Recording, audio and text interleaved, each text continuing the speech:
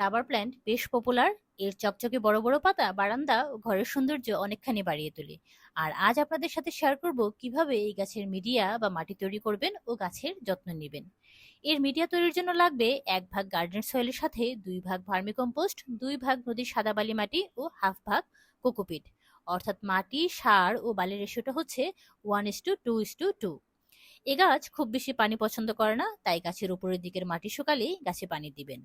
এবার আসি খাবার দাবারে। এ গাছে বছরে 2 বার খাবার দিলে এনাফ। আর খাবার হিসাবে দিতে পারেন সরিষার খৈল ও হাড় গুঁড়া। আমার কাছে সরিষার খৈল নেই, তাই আমি আমার 8 ইঞ্চি টবে লাগানো গাছের জন্য 3 চামচ পরিমাণ হাড় গুঁড়ো নিয়ে নিয়েছি।